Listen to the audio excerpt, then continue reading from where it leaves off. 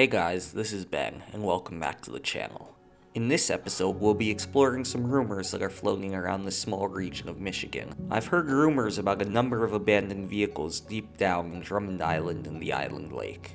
We may be able to scavenge parts from these vehicles and put them to good use again. The one rumor that interests me the most is the rumor of a large yellow beast tucked into an otherwise unreachable part of Drummond Lake, Michigan. The rumors speak of a 6-wheeled, 14-liter V12 Detroit diesel-powered monster, capable of pulling whole sections of old-growth forest down even the muddiest, most unstable trails without breaking a sweat. The rumors say that whoever can get this truck back to the mainland will get to keep it. I feel we should give it a try. We'll start by loading up some service spare parts in the Fleetstar F2070. These parts were ordered by the road crews that are paving roads between the Smithville Dam and the Island Lake tunnels. Unfortunately, as always, big corporate do everything they can to weasel their way out of paying, so Husky Forwarding is refusing to take responsibility for the rockslide. Travel down this already unstable and nigh impassable road have become even more difficult after another rockslide. We've been contracted to help the locals get the parts they need, so that's what we're going to do.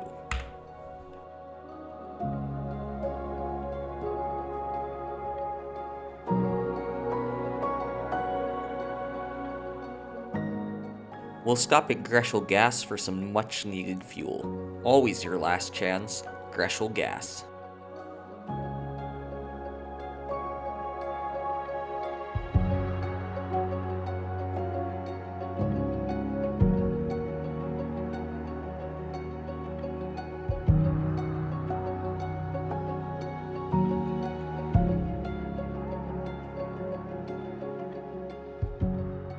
The rockslide is just past the local preacher's house.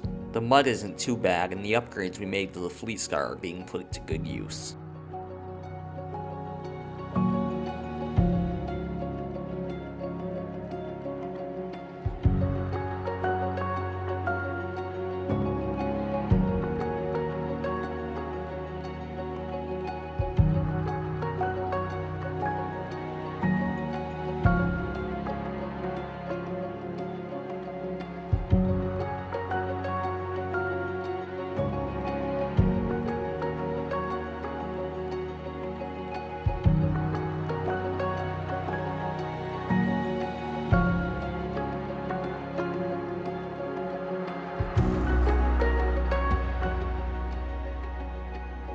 Now that we got that rockslide all cleared, we can switch over to the Scout 800 and start making our way to Drummond.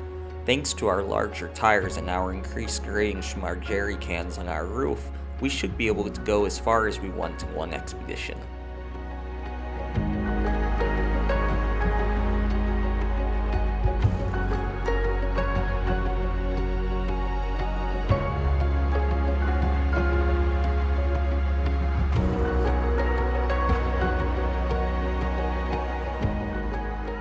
I heard some gossip about a wrecked 4x4 with a newly rebuilt engine north of the farm up in the hill. I guess the owner just couldn't get it home and left it there to rot.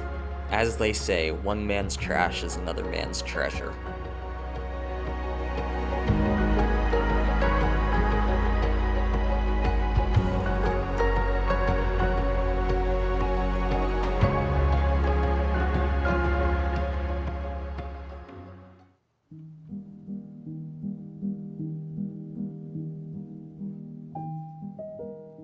They weren't lying. It's a 4.4-liter V6, and it seems like it will fit in both the Chevy and the Scout.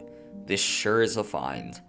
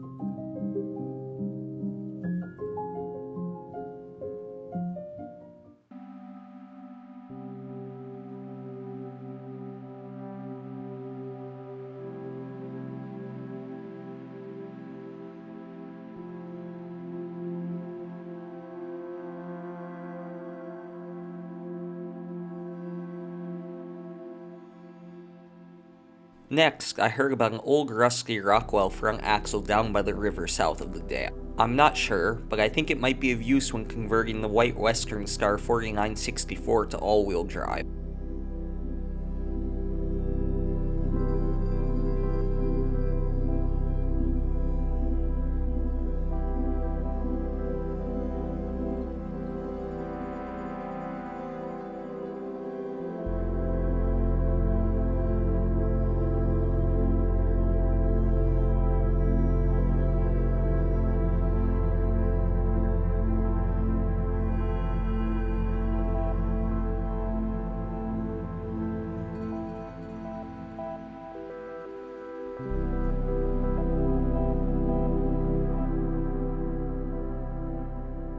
We found it. It's not in the best of shape, but after a quick rebuild, I think we can give it a second life in the Western Star.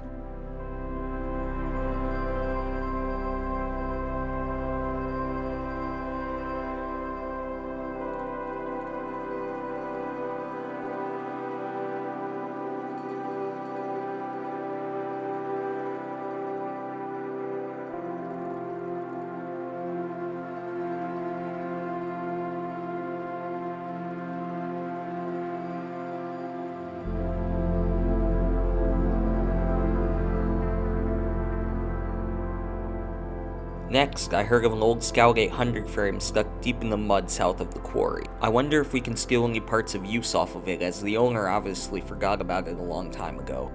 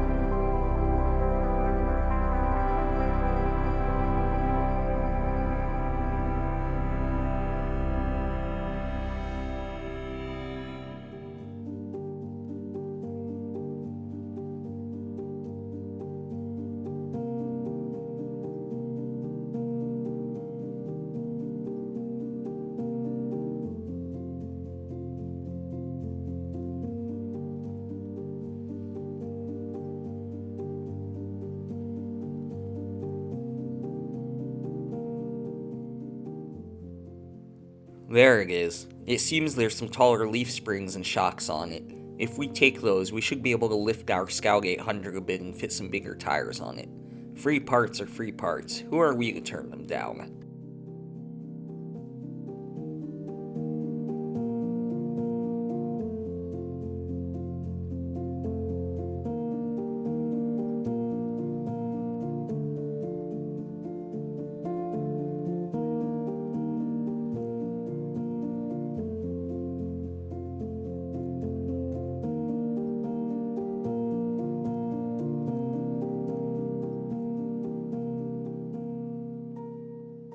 Now we can finally start heading down to Drummond Island. The road there is long, but not at all difficult.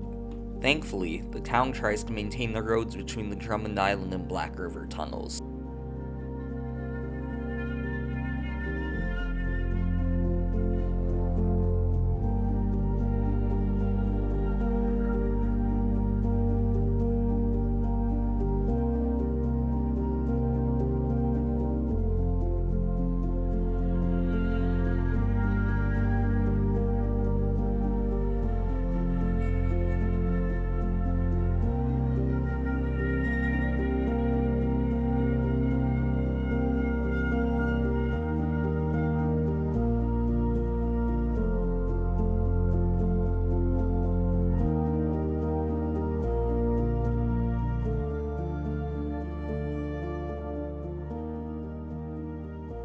This is a prime example of why you always need a good battery operated winch. I'd be a goner here without it.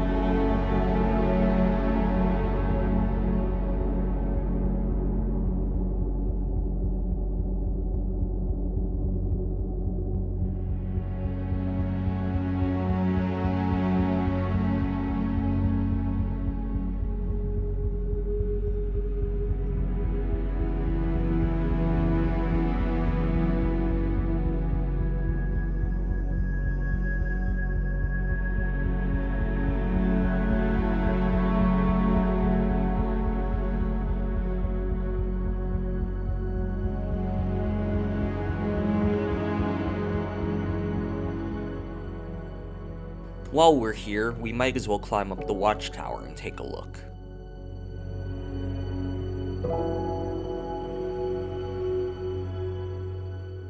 I managed to spot an old broken down truck chassis from the watchtower. It's down by the campsite. Let's see if we can't scavenge any parts from it.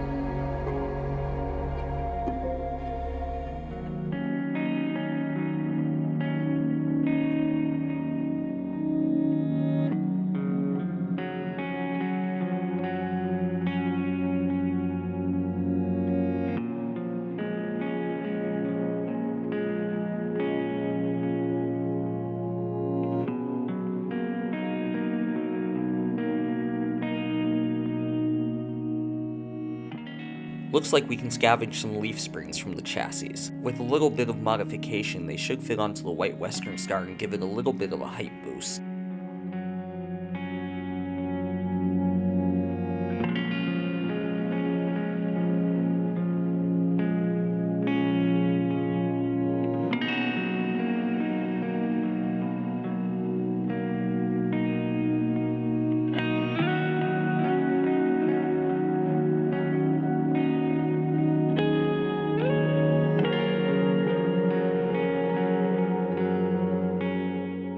We finally made it to Drummond Island for the first time. We can start searching for the mythical yellow beast now.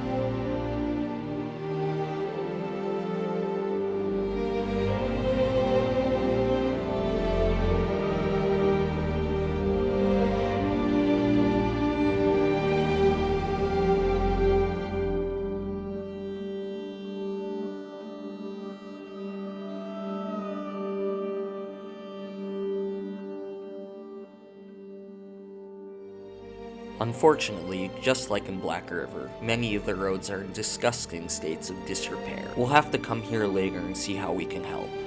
For now, we'll bypass the roads where we can, making use of our 35-inch Super Swamper tires.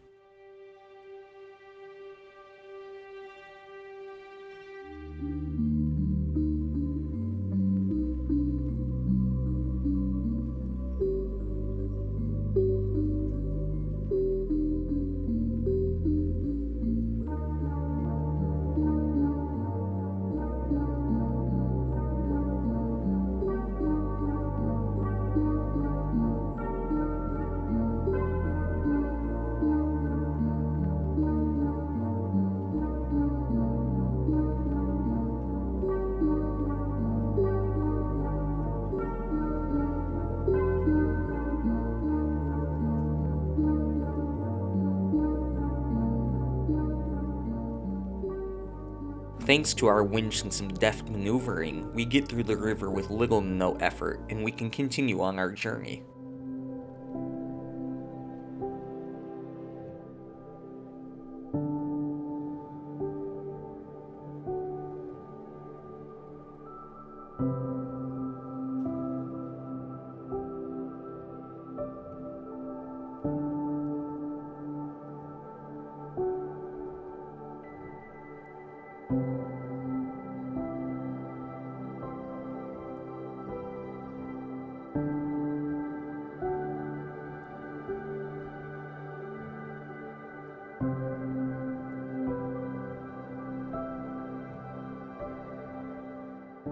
Thank God for Greshel gas. I wonder how they even get these stations stocked. As they always say, always your last chance, Greshel gas.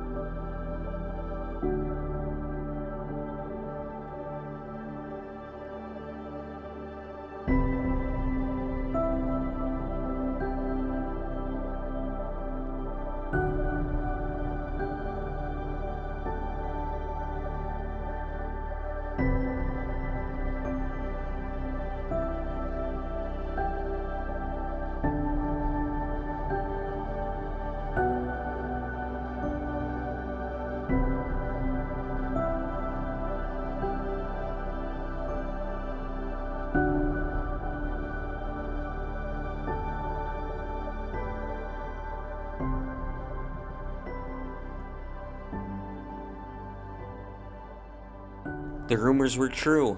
There she is. And it's a Pacific. Looks to be a P16. These things must weigh at least 20 tons, and the tires are almost up to my shoulders. After speaking with the owner, it seems the rumors were true. If I can get it back to the mainland, I can keep it. He gives me the keys and we get moving.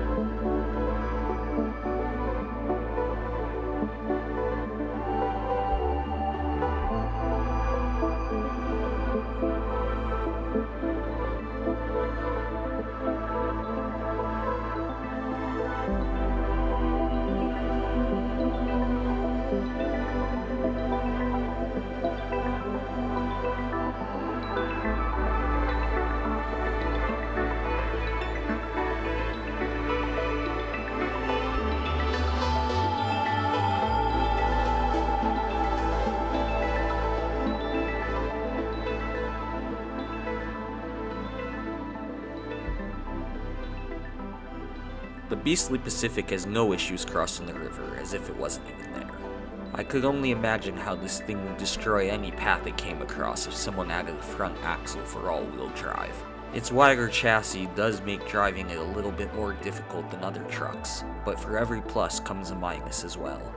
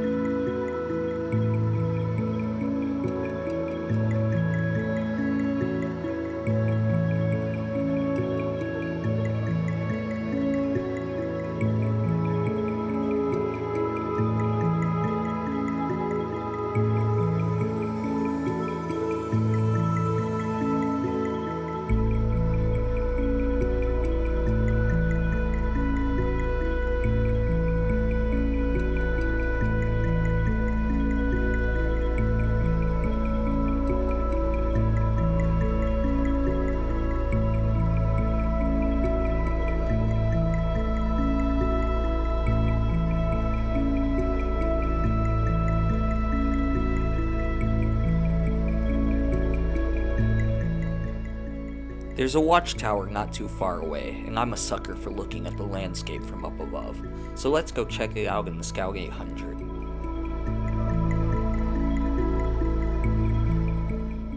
Is that a truck chassis down there? Let's go see what it is.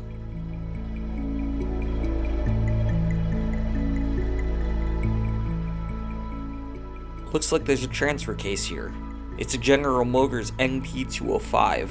I've always dreamed about getting one of these. These gear-driven transfer cases are world-renowned in the off-roading world for their reliability and strength. With a little modification, these should give us more options for speed while off-roading.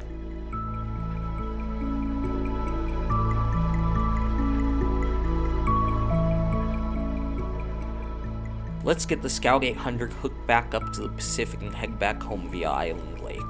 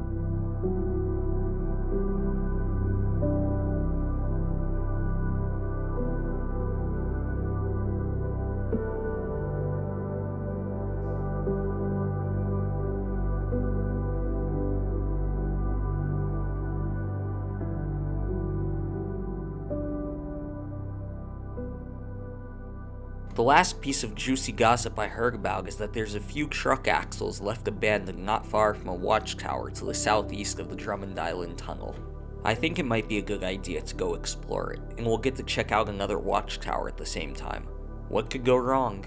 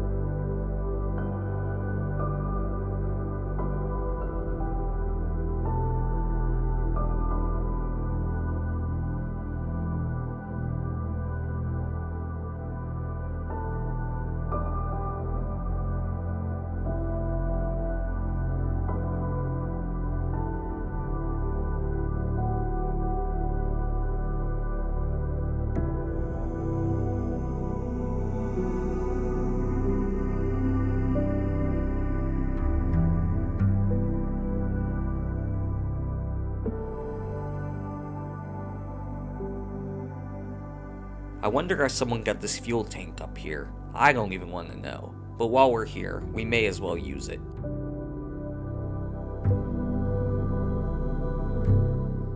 Another prime example of why you should always have an autonomous battery-powered winch.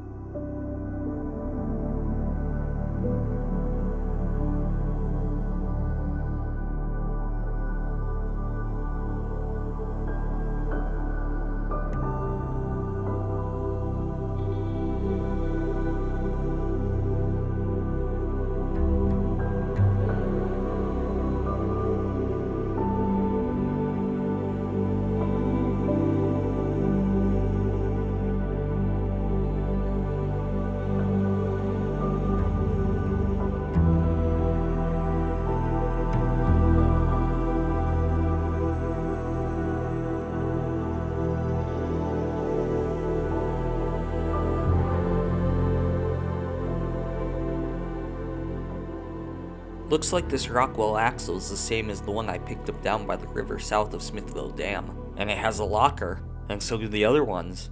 With a rebuild, we can install them in the White Western Star and get engageable locking differential. This, along with the other parts we found, should turn the Western Star into a worthy competitor for the Fleet Star.